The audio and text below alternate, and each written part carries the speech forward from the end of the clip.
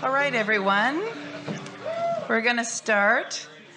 Welcome to Tales at Night. This is your library happy hour, and we are the Winnipeg Public Library. Welcome to Tales at Night, from home. While you would normally find us on the stage at the Goodwill Social Club, reading aloud stories for adults, these days we are following the advice from our public health professionals, and just like you, we are staying home. We are thrilled to still be able to present our Tales at Night Storytime program for grown-ups, from our homes to yours. Enjoy. Please note, these stories are written and read aloud for adults and are not recommended for children. Welcome to Tales at Night.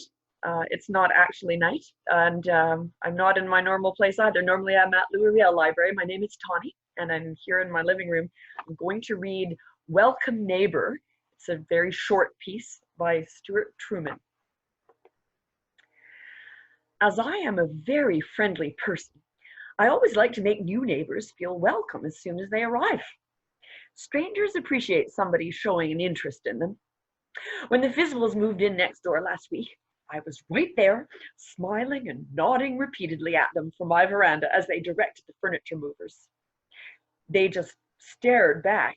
They still felt like strangers, you see. After supper, I saw Mr. Fizzwell lying back in a lawn chair with his eyes shut. He seemed exhausted.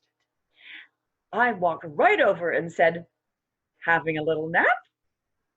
He looked startled and said, yes, he was. The trick in making friends, you see, is always to ask something that calls for a yes answer. It starts everything off on an agreeable note. Bright and early next morning, I saw Mr. Fizzwell through his open bathroom window. "Having a shave?" I asked, smiling. He seemed to be taken aback and said yes, he was.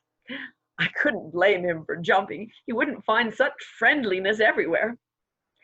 Taking every opportunity to make him feel at home, I asked him in the next few days, doing some reading, washing the car, watering the garden, mowing the lawn, putting up the clothesline, eating an apple, thinking about something, not feeling so well.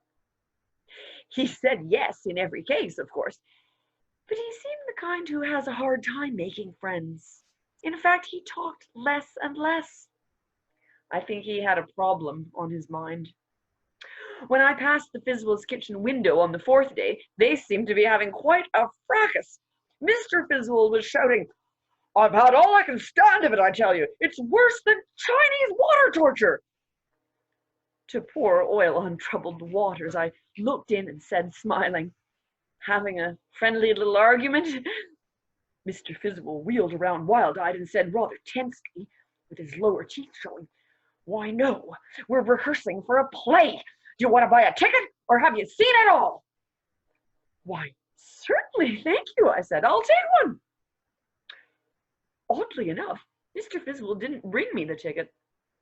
I suppose he got so preoccupied with all the work of moving again yesterday, they couldn't have been satisfied with the house, that he completely forgot it.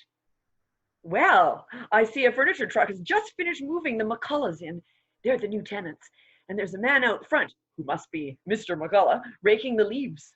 I must hurry right out and ask him if he's raking the leaves.